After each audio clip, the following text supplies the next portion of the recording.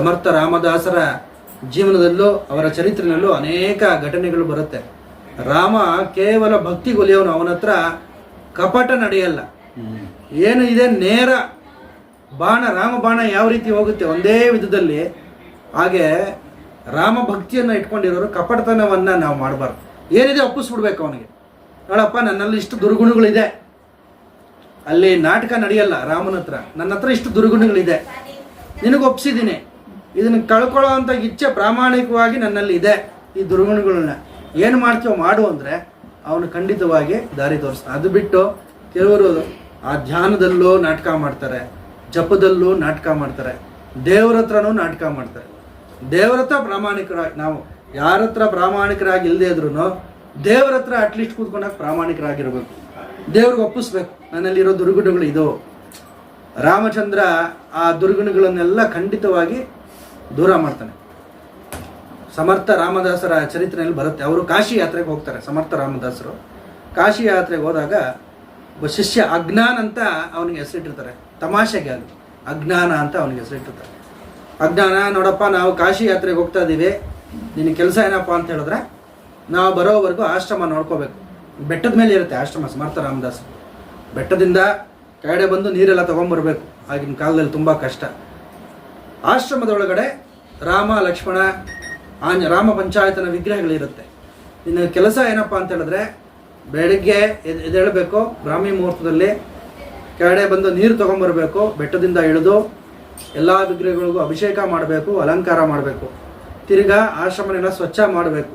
ಸ್ವಚ್ಛ ಮಾಡಿ ಎಲ್ಲ ಒರೆಸಿ ಸಾರಿಸಿ ಎಲ್ಲ ಆದಮೇಲೆ ಭಿಕ್ಷೆಗೆ ಹೋಗಬೇಕು.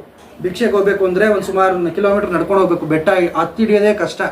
ಅದರಲ್ಲಿ ಬೇಳಿಂದ ಕೆಳಗಡೆ ಇಳಿದು ಬರಬೇಕು. ಇಳಿದುಕೊಂಡು ಭಿಕ್ಷಾಟನೆ ಮಾಡಬೇಕು. ಭಿಕ್ಷಾಟನೆ ಮಾಡಿ ತಂದ ಅನ್ನದಲ್ಲೇ ನೀನು ಅರ್ಧ ದೇವರಿಗೆ ನೈವೇದ್ಯ ಮಾಡಬೇಕು. ನಿನಗೆ ಎಷ್ಟು ಬೇಕೋ ಅಷ್ಟು ತಿನ್ನಬೇಕು. ಇದು ನಿತ್ಯದ ನಿಂದು. ಇದು ನಾವು ಕಾಶಿ ಯಾತ್ರೆಗೆ ಹೋಗ್ತೀವಿ, ನೀನು ಬರೋ ಅಗತ್ಯ ಇಲ್ಲ ಅಂತ ಹೇಳ್ತೀವಿ. ಇವನಿಗೆ ಅಜ್ಞಾನಿಗೆ ಗುರು ಏನು ಹೇಳಿದ್ರೆ ಅದೇ ವೇದವಾಕ್ಯ. ಗುರುಗಳು ಹೇಳಿದಾರಲ್ಲ, ಅವನಿಗೂ ಆಸೆ ಇರುತ್ತೆ ಪಾಪ, ಕಾಶಿಗೆ ಹೋಗಬೇಕು, ಎಲ್ಲರ ಜೊತೆ ನಾನು ಹೋಗಬೇಕು, ಕಾಶಿಗೆ ದರ್ಶನ ಮಾಡಬೇಕು ಅಂತ. ಗುರುವಿನ ಮಾತು ವೇದವಾಕ್ಯ. ಆಯಿತು ಗುರುಗಳೇ, ನೀವೇನು ಹೇಳಿದ್ರೆ ಅದೇ, ನಾನು ಒಬ್ಬನೇ ಇಲ್ಲಿ ಇರ್ತೀನಿ ಅಂಥೇಳಿ ದುಃಖ ಆಗುತ್ತೆ. ಆದ್ರೂ ಪ್ರತಿನಿತ್ಯ ಇದನ್ನು ಮಾಡ್ಕೊಂಡು ಬರ್ತಾ ಇರ್ತಾನೆ. ಬೆಳಗ್ಗೆ ಎದ್ದು ಹೇಳಿದ ತಕ್ಷಣ ಕೆಡೆ ಇಳಿಯೋದು, ನೀರು ತೊಗೊಂಬರೋದು, ವಿಗ್ರಹಗಳಿಗೆಲ್ಲ ಅಭಿಷೇಕ ಮಾಡೋದು, ಹೂವು ಇಡೋದು, ಭಿಕ್ಷಾಟನೆಗೆ ಹೋಗೋದು, ಇದನ್ನೆಲ್ಲ ಮಾಡ್ತಿರ್ತಾನೆ. ಇವನ ಭಕ್ತಿಗೆ ಮೆಚ್ಚಿ ರಾಮ ಲಕ್ಷ್ಮಣ ಭರತ ಶತ್ರುಘ್ನ ಸೀತಾದೇವಿ ಆಂಜನೇಯ ಸ್ವಾಮಿ ಇವರೆಲ್ಲ ಪ್ರತ್ಯಕ್ಷ ಆಗ್ಬಿಡ್ತಾರೆ. ಇವರೆಲ್ಲ ಪ್ರತ್ಯಕ್ಷ ಆಗಿ ಇವನಿಗೆ ಆಶ್ಚರ್ಯ ಆಗೋಗಿದೆ, ಏನು ಇದೆಲ್ಲ ಪ್ರತ್ಯಕ್ಷ ಆಗೋಗಿದಾರಲ್ಲ ಇವರೆಲ್ಲ. ಇವನು ತುಂಬ ಮುಗ್ಧ. ಇವನು ಸರಿ, ನೀವು ಬಂದಿದ್ರಲ್ಲ, ಪ್ರತ್ಯಕ್ಷ ಆಗಿದ್ರಲ್ಲ, ಬಹಳ ಸಂತೋಷ. ಅಪ್ಪ ರಾಮ, ನೀನನ್ನ ಆರ್ತತ್ರಾಣ ಪರಾಯಣ ಅಂತಾರೆ, ಕಷ್ಟಗಳಿಗೆ ಮರುಗವನು ಅಂತಾರೆ. ಏನಪ್ಪ ನಿನಗೆ ಆ ಲಕ್ಷಣಗಳೇ ಕಾಣಿಸ್ತಿಲ್ವಲ್ಲಪ್ಪ ನಿನ್ನಲ್ಲಿ ಅಂತ ಅನ್ಬಿಡ್ತಾನೆ. ಲಕ್ಷ್ಮಣನ ಕೋಪ ಬಂದ್ಬಿಡುತ್ತೆ. ಏನು ಹಿಂಗಂತ ಇದೆಯಾ ನೀವು ರಾಮನ್ನ? ಅಲ್ಲ, ನೀವೆಲ್ಲ ದೇವತೆಗಳು, ನಾನು ಒಬ್ಬನೇ ಇಷ್ಟು ಕಷ್ಟಪಡ್ತಾ ಇದ್ದೀನಿ, ನಂಗೆ ಸಹಾಯ ಮಾಡಬಾರ್ದ ನೀವು? ಬೆಳಿಗ್ಗೆ ಎದ್ದೇಳ್ತೀನಿ, ಕೆಳಗಡೆ ಬರ್ತೀನಿ, ಸ್ನಾನ ಮಾಡ್ತೀನಿ, ಅಲ್ಲಿ ಚಕ್ಕಡಿನಲ್ಲಿ ನೀರು ತೊಗೊಂಬರ್ತೀನಿ, ನಿಮಗೆಲ್ಲ ಅಭಿಷೇಕ ಮಾಡ್ತೀನಿ. ರಾಮ ಎಷ್ಟು ಭಕ್ತ ವತ್ಸಲ ಅಂದರೆ ನೋಡಿ, ಅವನಲ್ಲಿ ಕೋಪ ಮಾಡ್ಕೊಳಲ್ಲ. ಆಯ್ತಪ್ಪ, ಏನು ಮಾಡಬೇಕು ನೀನು? ಸೀತಾದೇವಿ ಅಡುಗೆ ಮಾಡಬೇಕು. ಸೀತಾದೇವಿ, ಆಂಜನೇಯ ಸ್ವಾಮಿ ನೀನು ಬಲಶಾಲಿ, ನೀನು ಕೆಳಗಡೆ ಹೋಗಿ ನೀರು ತೊಗೊಂಬರ್ಬೇಕು. ಆಂಜನೇಯ ಸ್ವಾಮಿಗೆ ಆ ಕೆಲಸನ ಒಪ್ಪಿಸ್ತಾನೆ. ಆಮೇಲೆ ಲಕ್ಷ್ಮಣನ್ಗೆ ಹೇಳ್ತಾನೆ, ಲಕ್ಷ್ಮಣ ನೋಡಪ್ಪ, ನೀನೆಲ್ಲ ಆಶ್ರಮ ಎಲ್ಲ ಶುದ್ಧಿ ಮಾಡಬೇಕು, ಈ ಕೆಲಸಗಳನ್ನೆಲ್ಲ ನೀನು ಮಾಡಬೇಕು. ಸೀತಾದೇವಿ ಮಹಾ ಕೋಮಲಾಂಗಿ ಅವಳು, ನಾನು ತರಕಾರಿ ಹೆಚ್ಚೋದು ಮಾಡಿಕೊಡ್ಲಿ, ನಾನು ಅಡುಗೆ ಭಿಕ್ಷೆ ಬರ್ತೀನಿ, ಅದ್ರಲ್ಲಿ ಏನು ಅಡುಗೆ ಬೇಕೋ ಅದನ್ನೆಲ್ಲ ಮಾಡಿಕೊಳ್ಳಿ. ಇದೇ ರೀತಿ ನಡೀತಿರುತ್ತೆ. ಅವರಿಗೆ ಗಾಳಿ ಬೀಸೋದು, ಊಟ ಮಾಡುವಾಗ ರಾಮನಿಗೆ ಲಕ್ಷ್ಮಣನಿಗೆ ಇವರಿಗೆಲ್ಲ ಸೇವೆ ಮಾಡ್ತಿರ್ತಾನೆ ಪ್ರತಿನಿತ್ಯ. ಒಂದು ದಿವಸ ಯಾವುದೋ ಒಂದು ಪದಾರ್ಥ, ಹಲ್ವಾನೋ ಏನೋ, ಅದನ್ನು ಅವನಿಗೆ ಒಂದು ಪದಾರ್ಥನ ಬಡಿಸ್ತಿರ್ತಾನೆ. ಸರಿಯಾಗಿ ಜ್ಞಾಪಕ ಇಲ್ಲ ಯಾವ ಪದಾರ್ಥ ಅಂತ. ಅದನ್ನು ಬಡಿಸ್ತಿರ್ತಾನೆ, ಜೋರಾಗಿ ಅಳ್ತಿರ್ತಾನೆ. ಲಕ್ಷ್ಮಣನಿಗೆ ಕೋಪ ಬಂದ್ಬಿಡುತ್ತೆ. ಏನಿದು, ದೇವತೆಗಳ ಮುಂದೆ ಅಳಬಾರ್ದು, ಅವರು ಶುಭ ಸ್ವರೂಪರು, ಅವರು ದೇವತೆಗಳ ಮುಂದೆ ಕೂತ್ಕೊಂಡು ನೀನು ಅಳ್ತಿದ್ದಿಲ್ಲಪ್ಪ. ರಾಮ ಸಾಕ್ಷಾತ್ ರಾಮ ಎದುರುಗಿದ್ದಾನೆ, ರಾಮನ ಮುಂದೆ ಕೂತ್ಕೊಂಡು ನೀನು ಅಳ್ತಿದ್ದಿಲ್ಲ. ಇಲ್ಲ, ನಮ್ಮ ಗುರುಗಳಿಗೆ ಈ ಪದಾರ್ಥ ಅಂದರೆ ತುಂಬ ಇಷ್ಟ, ಅವ್ರನ್ನ ಬಿಟ್ಟು ನಾನು ತಿನ್ಬೇಕಲ್ಲ ಅಂತ ನನಗೆ ದುಃಖ ಆಗ್ತಿದೆ, ಈಗ ಏನು ಮಾಡೋದು? ರಾಮ ಕೇಳ್ತಾನೆ, ಆಯ್ತಪ್ಪ ನೀನು ಅಳು ನಿಲ್ಲಿಸು, ನೀನು ಅಳು ನಿಲ್ಲಿಸ್ಬೇಕಾದ್ರೆ ಏನು ಮಾಡ್ಬೇಕು ಇವತ್ತು? ಇದನ್ನ ತಗೊಂಡೋಗಿ ನಮ್ಮ ಗುರುಗಳು ಕೊಟ್ಬಿಟ್ಟು ಬರ್ಬೇಕು ನಾನು. ಅವ್ರು ಕಾಶಿನಲ್ಲಿ ಇದ್ದಾರೆ. ಸರಿ, ಆಂಜನೇಯ ಸ್ವಾಮಿಗೆ ಆಜ್ಞೆ ಮಾಡ್ತಾನೆ, ರಾಮ ಇವ್ರನ್ನ ಕರ್ಕೊಂಡೋಗಿ ಅವ್ರ ಗುರುಗಳ ದರ್ಶನ ಮಾಡಿಸಿ ಅವರೇನೋ ಕೊಡ್ಬೇಕಂತೆ ಅದನ್ನ ಅಂತ ಹೇಳ್ತಾನೆ. ಅದು ಬಿಸಿ ಸುಡ್ತಿರುತ್ತೆ ಪದಾರ್ಥ, ಪಾಯಸನೋ ಏನೋ ಸರಿಯಾಗಿ ಜ್ಞಾಪಕ ಇಲ್ಲ, ಅದು ಸುಡ್ತಿರುತ್ತೆ. ಸರಿ, ಆಂಜನೇಯ ಸ್ವಾಮಿ ಕರ್ಕೊಂಡು ಹೋಗ್ತಾನೆ. ಹೆಗಲ್ ಮೇಲೆ ಕೂತ್ಕೊಳ್ಳಲ್ಲ. ಅಪ್ಪ, ನನ್ನ ರಾಮಚಂದ್ರ ಕೂತ್ಕೊಂಡಿರೋಂಥ ನಿನ್ನ ಹೆಗಲ್ ಮೇಲೆ ನಾನು ಕೂತ್ಕೊಳ್ಳಲ್ಲ, ನಾನು ಎತ್ಕೊಂಡು ಹೋಗು ಅಂತ. ಆಯ್ತು ಅಪ್ಪ ಬಿಟ್ಟು ಆಂಜನೇಯ ಸ್ವಾಮಿ ಅವನನ್ನು ಎತ್ಕೊಂಡು ಹೋಗ್ತಾನೆ. ಕಾಶಿ ಪಟ್ಟಣದಲ್ಲಿ ಗಂಗಾ ನದಿ ಸ್ನಾನ ಮಾಡಿಕೊಂಡು ಅವರು ನಡ್ಕೊಂಡು ಬರ್ತಿರ್ತಾರೆ. ಆಂಜನೇಯ ಸ್ವಾಮಿ ಹೇಳ್ತಾನೆ, ನನ್ನ ಹೆಸರು ಹೇಳ್ಕೊಡ್ದು ನೀನು ನಿಮ್ಮ ಗುರುಗಳಿಗೆ, ನಾನು ಕರ್ಕೊಂಡ್ಬಂದೆ ಅಂತ ಹೇಳ್ಕೊಡ್ದು. ನೋಡು, ಆ ಮರದ ಹತ್ರ ನಾನು ನಿಂತ್ಕೊಂಡಿರ್ತೀನಿ, ನೀನು ಹೋಗಿ ಅದೇನಿದೆ ನಿನ್ನ ಕೆಲಸ ಮುಗಿಸ್ಕೊಂಬ ಅಂತ ಹೇಳ್ತಾನೆ. ಸರಿ, ಇವನು ಹೋಗಿ ಗುರುಗಳು ಬಂದ ತಕ್ಷಣ ಕಾಲ ಮೇಲೆ ಬಿದ್ದು ಸಮರ್ಥ ರಾಮದಾಸರಿಗೆ ಗುರುಗಳೇ ಅಂತ ಇಟ್ಕೊಡ್ತಾನೆ. ಗುರುಗಳು ಕೋಪ ಬಂದ್ಬಿಡುತ್ತೆ. ಅಲ್ವೋ, ನಾನು ಆಶ್ರಮ ನೋಡ್ಕೊ ಅಂತ ಹೇಳಿದ್ರೆ ನೀನು ಸುಳ್ಳು ಹೇಳ್ಬಿಟ್ಟು ಇಲ್ಲಿಗೆ ಬಂದಿದ್ಯಾ? ಇದು ಇಲ್ಲ ಗುರುಗಳೇ, ನಾನು ಆಶ್ರಮದಲ್ಲೇ ಇದ್ದೆ, ನಾನು ಆಶ್ರಮದಲ್ಲೇ ತಂದಿದ್ದೀನಿ ಈ ಪದಾರ್ಥ ನಿಮಗೋಸ್ಕರ. ಅದು ಬಿಸಿ ಸುಡ್ತಿರುತ್ತೆ ಅಲ್ವೋ, 1 ವರ್ಷ ಬೇಕಲ್ವ ಅಲ್ಲಿಂದ ಇಲ್ಲಿ ಬರೋದಕ್ಕೆ. ಬಿಸಿ ಪದಾರ್ಥ ನೀನು ತೊಗೊಂಬಂದಿದ್ದೀನಿ, ನನ್ನ ಹತ್ರ ಸುಳ್ಳು ಹೇಳ್ತೀಯಾ ಅಂತ ಹೇಳಿದಾಗ, ಇಲ್ಲ ಗುರುಗಳೇ, ಆಂಜನೇಯ ಸ್ವಾಮಿ ಕರ್ಕೊಂಬಂದ ಅಂತ ಪರಿಪರಿಯಾಗಿ ಹೇಳ್ತಾನೆ. ಆ ಮರದ ಹತ್ರ ಆಂಜನೇಯ ಸ್ವಾಮಿ ಇರೋದು ಗೊತ್ತಾಗೋಗುತ್ತೆ. ಸಮರ್ಥ ರಾಮದಾಸರು ನೋಡ್ತಾರೆ. ನೋಡಿದಾಗ ಆಯಿತು ನೀನು ಹೋಗು ಅಂತ ಹೇಳಿ ಕಳಿಸ್ಕೊಡ್ತಾರೆ. ಆಶ್ರಮಕ್ಕೆ ಬಂದ್ಬಿಡ್ತಾನೆ. ಆಮೇಲೆ ಕಾಶಿ ಯಾತ್ರೆ ಮುಗಿಸ್ಕೊಂಡು ಬಂದಾಗ ಶಿಷ್ಯರಿಗೆಲ್ಲ ಸಮರ್ಥ ರಾಮದಾಸ್ ಹೇಳ್ತಾರೆ, ನೀವು ಕಾಶಿಗೆ ಬಂದ್ರಿ ನನ್ನ ಜೊತೆ, ಕಾಶಿಗೆ ಬರದೇನೆ ಇಲ್ಲೇ ಇದ್ಕೊಂಡು ಈ ಅಜ್ಞಾನ ಎಲ್ಲ ಸಾಧನೆ ಮಾಡ್ದ, ರಾಮ ದರ್ಶನವನ್ನು ಪಡ್ಕೊಂಡ, ಕಾಶಿಗೂ ಬಂದ, ಆಂಜನೇಯ ಸ್ವಾಮಿನೇ ಅವನನ್ನು ಎತ್ಕೊಂಡ, ಆಂಜನೇಯ ಸ್ವಾಮಿಯ ಸ್ಪರ್ಶ ಭಾಗ್ಯ ಸಿಕ್ತು. ಆದ್ರಿಂದ ಗುರು ವಾಕ್ಯದಲ್ಲಿ ಅಷ್ಟೊಂದು ಶ್ರದ್ಧೆ ಇರಬೇಕು ಅಂತ ಸಮರ್ಥ ರಾಮದಾಸರು ಹೇಳ್ತಾರೆ. ಅವ್ರಿಗೆ ಕಣ್ಣೀರು ಬಂದ್ಬಿಡುತ್ತೆ ಸಮರ್ಥ ರಾಮದಾಸ್ಗೆ ಅದನ್ನು ಕೇಳಿ. ಯಾಕಪ್ಪ ಅಂತ ಹೇಳಿದ್ರೆ, ರಾಮಚಂದ್ರನೇ ಸಾಕ್ಷಾತ್ ಇವನೊಂದು ಕೆಲಸ ಕೊಟ್ಟಿರ್ತಾನೆ ರಾಮಚಂದ್ರನ್ಗೆ. ಏನೋ ಇವರಿಗೆಲ್ಲ ಕೆಲಸ ಕೊಟ್ಟನಲ್ಲ, ರಾಮಚಂದ್ರನ್ಗೂ ಒಂದು ಕೆಲಸ ಕೊಟ್ಟಿರ್ತಾನೆ. ಏನಂದ್ರೆ, ನಿನ್ನ ವಿಗ್ರಹಗಳು ನೀನು ಅಲಂಕಾರ ಮಾಡಬೇಕು, ಈ ವಿಗ್ರಹಗಳಿಗೆಲ್ಲ ನೀನು ಅಲಂಕಾರ ಮಾಡಬೇಕು. ರಾಮ ಮಾಡ್ತಾನೆ. ಯಾಕೆಂದ್ರೆ ಭಕ್ತವತ್ಸಲ ಅವನು. ಭಕ್ತರು ಏನು ಹೇಳಿದ್ರು ಅದನ್ನ ಶಿರಸಾವಹಿಸಿ ಮಾಡ್ತಾನೆ. ತ್ಯಾಗರಾಜರು ಅವರ ನಡ್ಕೊಂಡು ಹೋಗ್ತಿರ್ಬೇಕಾದ್ರೆ ಕಳ್ಳರ ಗುಂಪು ಅವರನ್ನ ಆಕ್ರಮಣ ಮಾಡಿದಾಗ ರಾಮಚಂದ್ರರು ರಾಮ ಲಕ್ಷ್ಮಣರು ಸೇವಕರಂತೆ ನಿಂತ್ಕೊಂಡು ಅವ್ರ ಹೃದಯದಲ್ಲಿ ಸೇವಕರಂತೆ ಬಿಲ್ಲು ಬಾಣವನ್ನು ಇಟ್ಕೊಂಡು ಬಿಲ್ಲು ಬಾಣಗಳನ್ನ ಬಿಡ್ತಾರೆ. ತ್ಯಾಗರಾಜರು ಅದನ್ನ ಕೇಳಿ ಅಳ್ತಾರಂತೆ. ಕಳ್ಳರೆಲ್ಲ ಓಡೋಗ್ತಿರ್ಬೇಕಾದ್ರೆ ಪ್ರಶ್ನೆ ಮಾಡ್ತಾರೆ, ಯಾಕೆ ಓಡೋಗ್ತಿದ್ರಿ ಅಂದ್ರೆ, ಇಲ್ಲ ಇಬ್ರು ರಾಜ್ಕುಮಾರ್ ಕುದುರೆ ಮೇಲೆ ಬಂದ್ರು, ಬಾಣಗಳನ್ನ ಹೊಡಿತಿದ್ರು ಅಂತ ಹೇಳಿದಾಗ ಅವ್ರ ಕಾಲು ನಮಸ್ಕಾರ ಮಾಡ್ತಾರಂತೆ.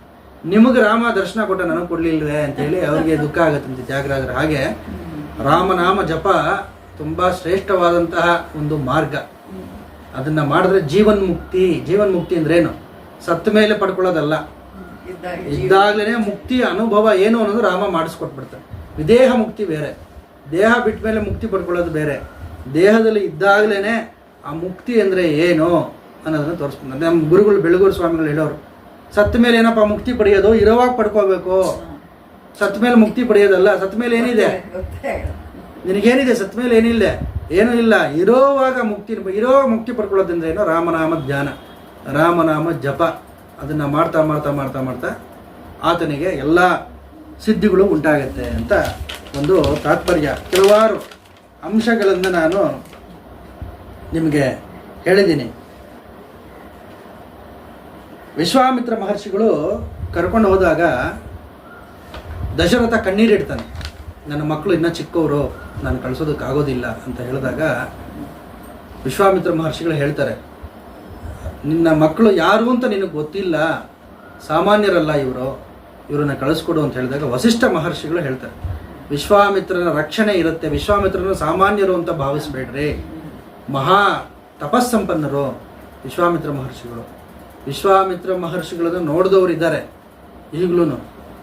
ಅವರ ಇನ್ನೊಂದು ದಿವಸ ನಾನು ಆ ಋಷಿಗಳ ಬಗ್ಗೆ ಮಾತಾಡೋನಿದ್ದೀನಿ, ಅದನ್ನ ಹೇಳ್ತೀನಿ. ವಿಶ್ವಾಮಿತ್ರ ಮಹರ್ಷಿಗಳಲ್ಲಿ ಯಾವ ರೀತಿ ಅಸ್ತ್ರ ಸಂಪತ್ತಿತ್ತು ಅಂತ ಹೇಳಿದ್ರೆ, ರುದ್ರನನ್ನ ಕುರಿತು ತಪಸ್ಸು ಮಾಡ್ತಾರೆ ಅವರು.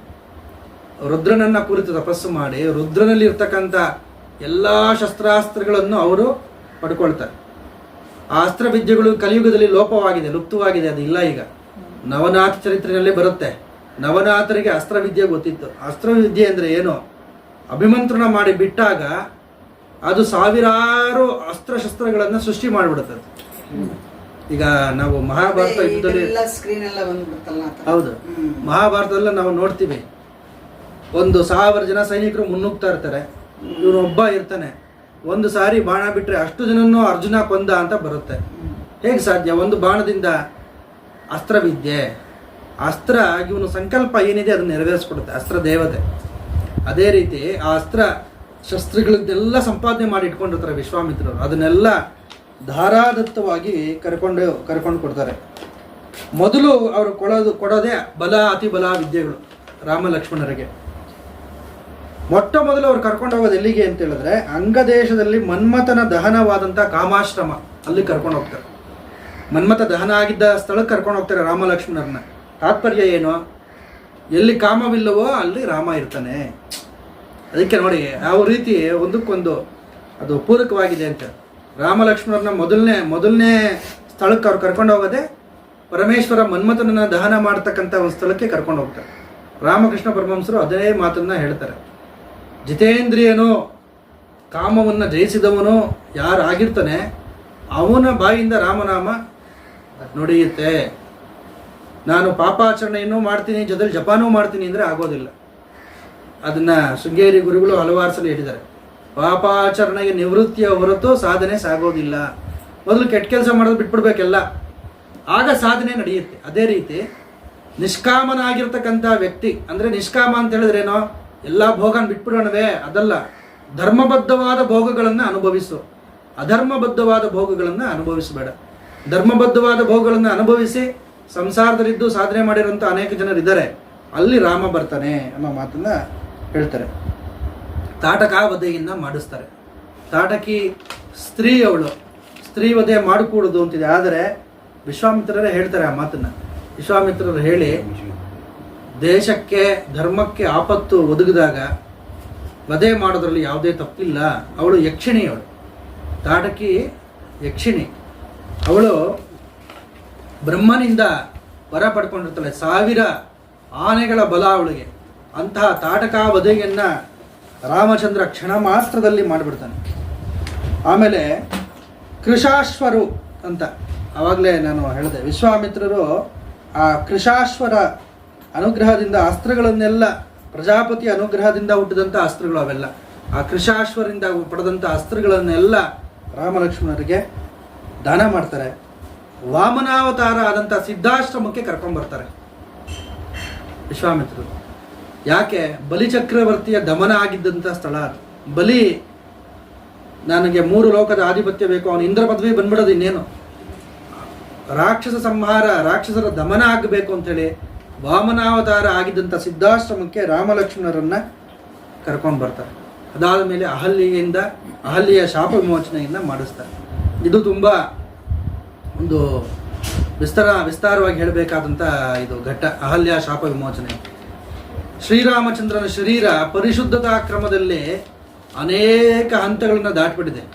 ಅದನ್ನು ದತ್ತಾತ್ರೇಯರೇ ಹೇಳಿದ್ದಾರೆ. ಅಂದರೆ ಪರಿಶುದ್ಧತಾ ಕ್ರಮದಲ್ಲಿ ಶ್ರೀರಾಮಚಂದ್ರನ ಶರೀರ 16-17 ಭೂಮಿಕೆಗಿಂತಲೂ ಎತ್ತರವಾದಂಥ ಭೂಮಿಕೆ, ಅಷ್ಟೊಂದು ಪರಿಶುದ್ಧವಾದಂಥ ಶರೀರ. ರಾಮಚಂದ್ರ ಎಲ್ಲೆಲ್ಲಿ ಕಾಲಿಡ್ತಿದ್ನೋ ಅಲ್ಲೆಲ್ಲ ಭೂಮಾತೆ ಸಂತೋಷ ಪಡೋಳಂತೆ. ಅಂದರೆ ನನಗೆ ಆ ಆನಂದ ಸಿಕ್ಕಿತಿದೆ ಅಂತ. ಅಹಲ್ಯೆ ಮನಸ್ಸು ಜಡ ಆಗೋಗಿತ್ತು. ಕೆಲವರು ವಿದ್ವಾಂಸರು ಯಾವ ರೀತಿ ಅಭಿಪ್ರಾಯ ಪಡ್ತಾರೆ ಅಂದರೆ, ಈ ಅಹಲ್ಯ ಶಾಪವನ್ನು, ಅಹಲ್ಯೆ ಕಲ್ಲಾಗಿದ್ಲು ಅಂತ ರಾಮಾಯಣದಲ್ಲಿ, ವಾಲ್ಮೀಕಿ ರಾಮಾಯಣದಲ್ಲಿ ಬರೋದಿಲ್ಲ. ಅವಳು ವಾಯುರೂಪದಲ್ಲಿ ಇದ್ಲು ಅಂತ. ಅಲ್ಲಿ ವಾಯುರೂಪದಿಂದ ಇದ್ದು ವಾಯುಭಕ್ಷಣೆ ಮಾಡಿಕೊಂಡು ಅರೂಪಳಾಗೋಳು, ಅವಳು ರೂಪ ಇರಲಿಲ್ಲ ಗೌತಮರ ಶಾಪದಿಂದ. ರಾಮಚಂದ್ರರು ಆಶ್ರಮಕ್ಕೆ ಪ್ರವೇಶ ಮಾಡಿದ ತಕ್ಷಣ ಅವಳಿಗೆ ಒಂದು ರೂಪ ಬಂದು ಅವಳ ಶಾಪ ನಿವಾರಣೆ ಆಯಿತು. ಕೆಲವರು ಕಲ್ಲಾಗಿ ಬಿದ್ದಿದ್ಲು ರಾಮಚಂದ್ರನ ಪಾದಸ್ಪರ್ಶದಿಂದ ಆಯ್ತು ಅಂತ ಬೇರೆ ಬೇರೆ ಕಥೆಗಳಿದೆ. ಆದರೆ ಸಾರಾಂಶ ನಾವು ತಗೊಳ್ಳೋಣ. ಸಾರಾಂಶ ಏನಪ್ಪ ಅಂತ ಹೇಳಿದ್ರೆ, ಶ್ರೀರಾಮಚಂದ್ರನ ಶರೀರ ಅಷ್ಟೊಂದು ಪರಿಶುದ್ಧತಾ ಕ್ರಮದಲ್ಲಿ ಅತ್ಯಂತ ಉನ್ನತ ಸ್ತರಕ್ಕೆ ಏರಿದಂತಹ ಶರೀರ ರಾಮಚಂದ್ರನ ಶರೀರ. ಯಾಕಂತೇಳಿದ್ರೆ ಯಜ್ಞದಿಂದ ಹುಟ್ಟಿದಂಥ ದಿವ್ಯ ಪುರುಷ ಅವನು ಎಲ್ಲೆಲ್ಲಿ ನಡ್ಕೊಂಡು ಹೋಗ್ತಿದ್ದ, ಆ ಮಾರ್ಗಗಳೆಲ್ಲ ಅತ್ಯಂತ ರಹಸ್ಯ. ಅವನು ಯಾಕೆ ನಡ್ಕೊಂಡೇ ಹೋದ ರಾಮಚಂದ್ರ ಪಥಿಕನಾಗಿ ಅಂತ ಹೇಳಿದ್ರೆ, ಅದರಲ್ಲೂ ಉಪಾಸನಾ ರಹಸ್ಯಗಳು ತುಂಬ ಇದೆ. ರಾಮ ನಡ್ಕೊಂಡು ಹೋಗಿದ್ದ ದಾರಿ ಅದು ಒಂದು ಯಂತ್ರ ಅಂತ ಭಾವಿಸೋರು ಕೂಡ ಇದ್ದಾರೆ. ಯಾವ ರೀತಿ ಒಂದು ಯಂತ್ರ ನಡೆಯುತ್ತೆ ಅಂದರೆ ಕೆಲವರು ಒಂದು ಮ್ಯಾಪ್ ಹಾಕೊಳ್ತಾರೆ, ಅಯೋಧ್ಯೆಯಿಂದ ಈಗ ಬಂದ ಅಂತ ಒಂದು ಗೆರೆ ಎಳೆದು ಬಿಡ್ತಾರೆ. ಆದರೆ ಅವ್ನು ನಡ್ಕೊಂಡು ಬೇರೆ ಬೇರೆ ಕಾಲುದಾರಿಗಳನ್ನು ನಡ್ಕೊಂಡು ಹೋಗಿರ್ತಾನಲ್ಲ, ಅವನು ಹೀಗೋಗಿ ವೃತ್ತಾಕಾರವಾಗಿ ಆ ರಾಮಚಂದ್ರ ನಡ್ಕೊಂಡು ಹೋಗಿರೋಂಥ ಮಾರ್ಗ ಇದೆಯಲ್ಲ, ಅದು ಅತ್ಯಂತ ರಹಸ್ಯಮಯವಾದಂಥ ಯಂತ್ರ ಸ್ವರೂಪ. ಅವನು ನಡ್ಕೊಂಡು ಹೋಗಿರೋ ದಾರಿ ಅಂತ ಕೂಡ ಅಭಿಪ್ರಾಯ ಪಡೋರು ಇದ್ದಾರೆ. ಅವನಲ್ಲಿ ಅನೇಕ ಸಿದ್ಧಿಗಳಿತ್ತು ರಾಮಚಂದ್ರನಲ್ಲಿ. ಅವನ ಅಸ್ತ್ರವಿದ್ಯೆಗಳಿಂದ ಗಮನ ಕಲೆ ಅನ್ನೋದು ಅವನಿಗೆ ಸಿದ್ಧಿಯಾಗಿತ್ತು. ಅವನ ಗಮನ ಕಲೆಯಿಂದ ಎಲ್ಲಿಗೆ ಬೇಕೋ ಅಲ್ಲಿ ಹೋಗಿ ಮಾಡ್ಬೋದಾಗಿತ್ತು ಅವನು. ಆದರೆ ಪಥಿಕನಾಗೇ ಬಂದ. ಯಾಕೆ ಅಂತ ಹೇಳಿದ್ರೆ ಭೂಮಾತೆ ಈ ರಾಕ್ಷಸರ ಬಾಧೆಯಿಂದ ನೊಂದು ಪರಿತಪಿಸ್ತಿದ್ಲಂತೆ. ರಾಮಚಂದ್ರ ಯಾವಾಗ ನನ್ನ ಮೇಲೆ ಕಾಲಿಡ್ತಾನೆ, ಯಾವಾಗ ರಾಮನ ಪಾದಸ್ಪರ್ಶ ಆಗುತ್ತೆ ಅಂತ, ಅದಕ್ಕೋಸ್ಕರ ಆತ ನಡ್ಕೊಂಡು ಬಂದ. ವಲ್ಕಲಗಳನ್ನು ಉಟ್ಕೊಳ್ತಾನಂತೆ ರಾಮ. ವಲ್ಕಲ ಅಂದರೆ ಮರದ ತೊಗಟೆಯನ್ನ ಉಟ್ಟುಕೊಂಡು ಆತ ಅಲ್ಲೆಲ್ಲ ಸಂಚಾರ ಮಾಡ್ತಾನೆ. ಇದು ರಾಮನಲ್ಲಿರ್ತಕ್ಕಂಥ ನಿಸ್ಪೃಹತೆ. ಅಂದರೆ ಇಡೀ ಭೂಮಂಡಲಕ್ಕೆ ರಾಜರವರು. ಇಕ್ಷ್ವಾಕೂನಾಂ ಇಯಂ ಭೂಮಿ ಸಶೈಲ ವನಕಾನನ. ಈ ಭೂಮಿ ಯಾರಿಗೆ ಸೇರಿದ್ದು ಅಂದರೆ ಇಕ್ಷ್ವಾಕು ವಂಶದವರಿಗೆ. ಇವಾಗ ಈ ಪ್ರಾಪರ್ಟಿ ಯಾರ್ದಪ್ಪ ಅಂತ ನಾವು ಕೇಳ್ತೀವಿ, ವಂಶ ಪಾರಂಪರ್ಯವಾಗಿ ಇವ್ರಿಗೆ ಸೇರಬೇಕು ಅಂತ. ಅದೇ ರೀತಿ ಭೂಮಿ ಯಾರಿಗೆ ಸೇರ್ಬೇಕಪ್ಪ ಅಂದರೆ ಇಕ್ಷ್ವಾಕು ವಂಶದವ್ರಿಗೆ ಸೇರ್ಬೇಕು, ಅವರು ಒಡೆಯರು. ಅಂತ ಭೂಮಂಡಲದ ಆಧಿಪತ್ಯವನ್ನು ತಂದೆ ಮಾತನ್ನು ನಾನು ಉಳಿಸಬೇಕು, ತಂದೆ ಮಾತಿನ ಪಿತೃವಾಕ್ಯ ಪರಿಪಾಲನಾರ್ಥವಾಗಿ ನಾನು ನಡೆಸ್ಕೊಡ್ಬೇಕು ಅಂತ ರಾಮಚಂದ್ರ ಮಾಡಿದ್ನಲ್ಲ, ಆ ತ್ಯಾಗವನ್ನು ನಾವು ಇಲ್ಲಿ ಕೊಂಡಾಡಬೇಕು. ಯಾಕೆ ಅಂತ ಹೇಳಿದ್ರೆ ಏನು ಹೇಳ್ತಾರೆ ನಮ್ಮ ಶಾಸ್ತ್ರಗಳಲ್ಲಿ ಅಂದರೆ, ಭೋಗದಿಂದ ಶಕ್ತಿಯ ಹ್ರಾಸ. ಭೋಗನ ನಾವು ಅನುಭವಿಸ್ತಾ ನಮ್ಮ ಶಕ್ತಿನ ಕಳ್ಕೊಂಡ್ಬಿಡ್ತೀವಿ. ಆದರೆ ತ್ಯಾಗದಿಂದ ಶಕ್ತಿ ವೃದ್ಧಿ ಆಗುತ್ತೆ.